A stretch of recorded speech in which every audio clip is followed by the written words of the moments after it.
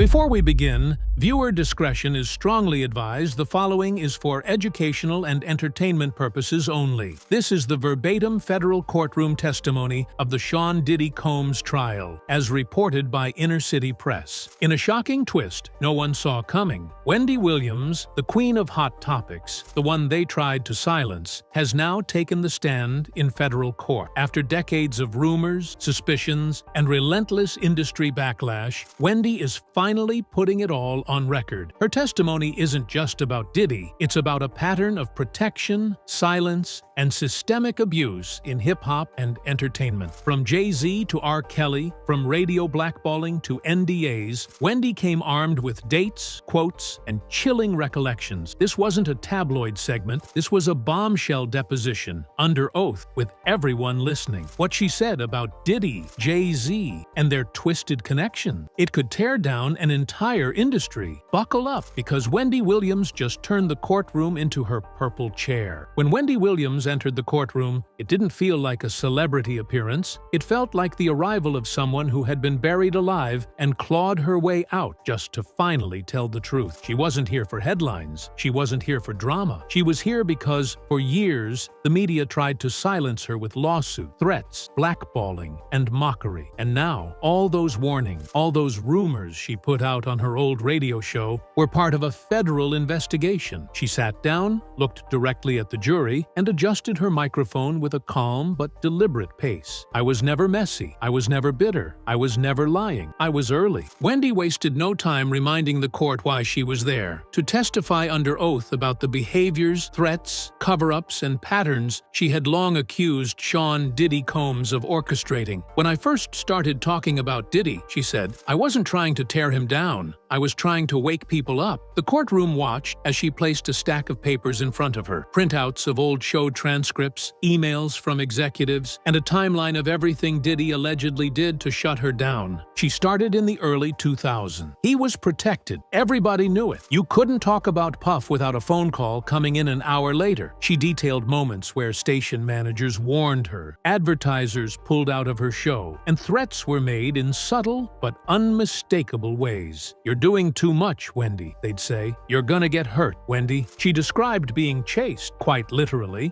out of her radio station by a girl group allegedly sent by Diddy himself. Total. I said they were broke, and within hours, they were waiting for me outside my building. That's not coincidence. That's coordination. Wendy described her career like it was a war zone. Every time I exposed something about Diddy, from his parties to the way he treated his artists, something in my world would collapse. A sponsor, a syndication deal, a network invite, gone. But she refused to back down. You can blackball me, you can threaten me, but you can't erase me. And now, I'm under oath, so I hope they're listening, because I'm not stopping until the truth is loud enough to shut their machine down. When the prosecution asked Wendy about the culture surrounding Diddy, she pivoted towards someone else she had long warned the public about, Jay-Z, and her tone sharpened. You can't talk about what Diddy did without talking about the people who stood next to him, smiled with him, while the abuse was happening. That includes Jay-Z. Wendy's eyes scanned the jury before she leaned in. Y'all remember Foxy Brown? She was 15. Jay-Z was 27. And he was everywhere with her. She pulled out lyrics from Foxy's debut album. Songs Jay-Z reportedly wrote. Ain't no nump like the one I got. No one can fuck me better. She read aloud, deliberately. The courtroom recoiled. You tell me, she continued. Why was a grown man writing those lyrics for a child? She continued with details only someone from the industry could know.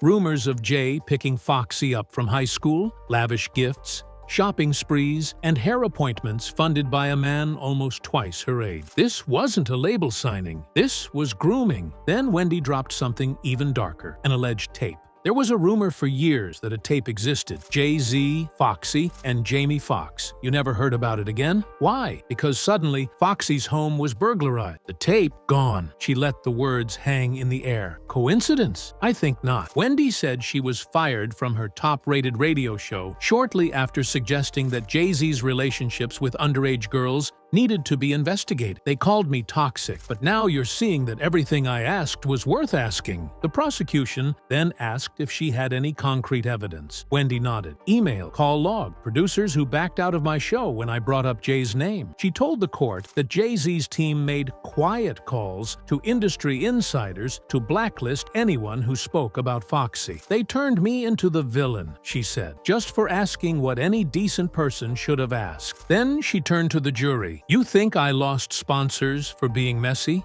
I lost sponsors because I was right, and they couldn't let that spread." Next came what Wendy called the part nobody wanted to believe, the part that had her labeled as a liar, a loudmouth, and worse. She told the court, "I was the first to say it. Those weren't parties. They were operations." She was referring to the infamous freak-offs, a term now central to the federal indictment against Diddy. Wendy said she first heard whispers about these events in the late 90s, when Bad Boy was at its peak. Phones were taken at the door. Guests signed NDAs. There were escorts, cameras. People were assigned to rooms. This wasn't a house party. It was a ritual. She referenced Karen Superhead Steffens, who told Wendy on air that Diddy invited her to one of these parties and asked for male involvement. Superhead didn't lie. She described everything: Diddy's paranoia, his drugs, the strange setups. She said he was afraid she'd expose him. Wendy leaned in again, and I made sure people heard that interview. I played it again and again because the truth was too heavy to let it pass. She described similar stories she'd heard from other guests, men and women, who had been to Diddy's parties and came back shaken. They didn't just party. They were told what to do, what to wear, who to touch, what room to go in. Wendy testified that she had personally spoken with 3 individuals who described IV bags being used to recover from the parties, just as the court indictment now details. They said there were medical assistants on standby. This was not socializing. This was organized depravity. She produced a list, pseudonyms only, of people who'd given her their testimonies in private. The court was stunned. One by one, these events matched the very patterns described by Cassie Ventura, Gene Deal, and other witnesses in the case. Finally, Wendy said something that hit everyone hard. The baby oil? I said it on air as a joke, but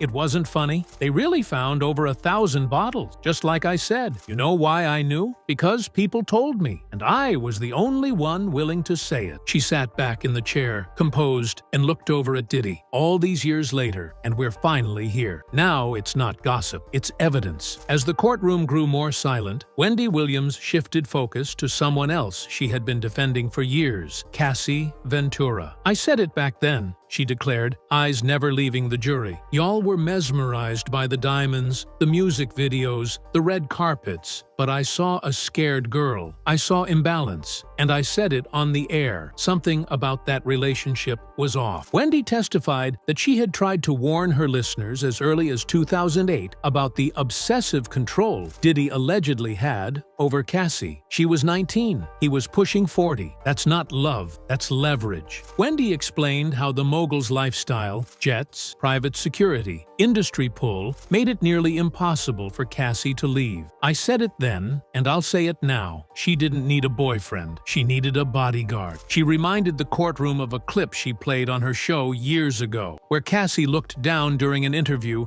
and flinched when Diddy raised his voice. People called it nerves. I called it trauma, but nobody listened. The prosecution then entered into evidence a timeline of Wendy's broadcasts that paralleled Cassie's legal claims. "I was told Diddy had access to her phones, that he'd show up at hotels unannounced, that he'd get staff to unlock her doors." She paused. "And when I said that out loud, my show sponsors pulled the plug." Wendy then referenced a 2018 incident, the one where Cassie reportedly ended the relationship after Diddy allegedly forced his way into her home. "That's not the first time he showed up uninvited," Wendy testified. "People don't understand. When a mogul wants control, they don't need permission. They make the world rearrange itself for them." She gave the court a chilling breakdown of how these mogul dynamics play out: grooming, isolating, leveraging industry influence, and forcing the illusion of luxury as a means of obedience. He didn't just love Cassie, he owned her, and when she broke the chain, she became dangerous. Wendy ended this part of her testimony by saying, "Everything in that lawsuit, I saw the sign. I said it publicly, and now she's finally being heard. But at what cost?" Wendy adjusted her mic again. Her voice didn't tremble, but it slowed. "You don't get to talk about men like Diddy and walk away clean. I knew that, but I didn't realize how deep it would go until it happened." She testified that in 2004, at the peak of her radio dominance, she received a message from a record label executive: "Stop talking about Puff, or else." Wendy didn't flinch. She kept going. The very next week, she was pulled from her afternoon time slot. "They didn't even pretend it wasn't about him," she said. "It was punishment." Wendy revealed she'd heard from multiple sources that Diddy had made phone calls, strategic ones, she said, to label heads, promoters, and radio networks, warning them to distance themselves from Wendy. She recalled one program director telling her bluntly, "You went too far. You poked the wrong bear." She spoke about how she was almost attacked in front of her own studio by the girl group Total after she called them washed up and broke on air. "And you think they just showed up randomly? Number they were sent?" Wendy recounted the moment in vivid detail. Fans pressed to the glass of the radio station lobby, her boyfriend at the time waiting in a car, her intern panicking. "That wasn't just a confrontation, that was a message. We can get to you." She then described how she was disinvited from BET events, denied media passes, and lost advertising deals. "It was all coordinated. Diddy didn't just want to stop me, he wanted to erase me." She brought out printed emails from PR firms representing Bad Boy at the time, each one distancing themselves from her platform. One email read, "Per client instruction, we will no longer be booking talent on Wendy Williams' show." "That client?" "Sean Combs," Wendy said, holding up the page. "I wasn't the first to be blackballed," she added, "but I was one of the few who stayed loud about it." She turned to the jury again. "That's what he does. If you speak, you lose everything. Your mic, your money, your name. But I didn't fold. I talked through the silence. And here I am." Wendy sat still for a moment before recounting a time that felt almost surreal in hindsight. "We come from a very homosexual era of hip-hop," she began, quoting her own past words. "That wasn't shade, that was truth. And for saying it, I was burned at the stake." She explained how in the early 2000s there was a quiet but undeniable effort to protect certain stars by shaming those who questioned them. "I had Charlemagne on the air with me, and even back then, we knew what not to say if we wanted to stay employed, but I said it anyway."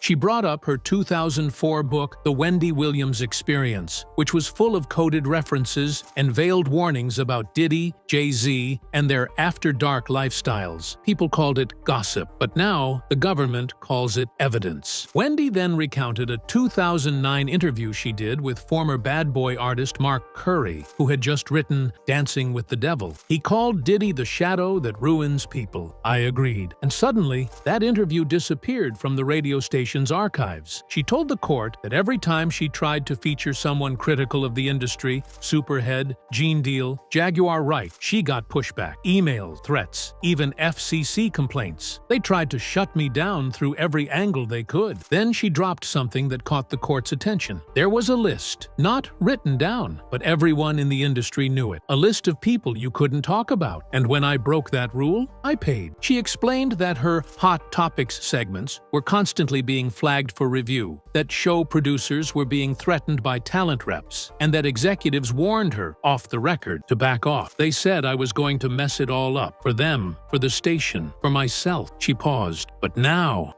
it's all messed up anyway, because the truth is out." Wendy's voice lowered as she finished this part. "This trial is not the beginning. It's the end of a cover-up, and I want the jury to know I've been sounding this alarm for 20 years. You all just finally heard it." As Wendy looked back at the courtroom, her tone shifted again. Sharper now, more precise. "You think this is just about Diddy? You're wrong," she said, locking eyes with the jury. "This is about the ecosystem that protected him, and that includes names you were never supposed to hear in a courtroom. Tyler Perry, Oprah Winfrey. A collective stillness fell over the courtroom. The prosecution asked her to explain, and she did, with brutal clarity. There's a list in Hollywood, not one you'll ever see, not one you'll ever hold, but it's real. It's the list of people you do not cross, and if you do, you disappear. Wendy recounted the aftermath of her infamous radio segments when she exposed not only Diddy's parties and manipulation, but also called out how Tyler Perry allegedly blackballed her behind closed doors. I had sources, real ones, producers, agents, and they told me flat out, Wendy, your name is being passed around. They don't want you touching certain topics. You're being labeled unstable. She explained that after her fallout with the Precious Team, a film both Perry and Oprah were heavily involved in, her access in the industry collapsed. I went from getting invites to premieres to being wiped off the guest list. One executive told me, Oprah's people don't want you near her anymore. That's power, and that power was used to protect people like Diddy. Then came a chilling story. Wendy testified that she confided in Oprah once, privately, about her own past trauma with abuse. She told me she respected me, that she'd never exploit that story. And then, next thing I know, my abuser was on her show, being interviewed, while I was being blackballed, she continued. That wasn't just betrayal, that was retaliation. The jury looked stunned as Wendy laid it bare. They smiled with him. They took pictures. They stood beside Diddy while the rest of us were getting crushed for speaking out. And I know why. Because they needed him for deals, for reach, for silence. She then revealed an email accidentally forwarded to her from a PR firm handling crisis communication for both Perry's studio and a Bad Boy-affiliated brand. The subject line, Managing Optics, Wendy, Puff, Tyler. That was all it said, but that was all she needed. Wendy stared straight ahead. These aren't just isolated stars. They're a machine that feeds on silence and destroys anyone who dares pull the curtain back. By now, the courtroom had grown tense with every word Wendy delivered. Then came a moment that prosecutors later called a turning point. Wendy pulled out a thick file folder. This, she said, tapping the cover, is a collection of NDA, email threads, and internal memos that were never supposed to see the light of day. She clarified that she obtained them not through hacking, but from industry friends who had long since left the game. They were tired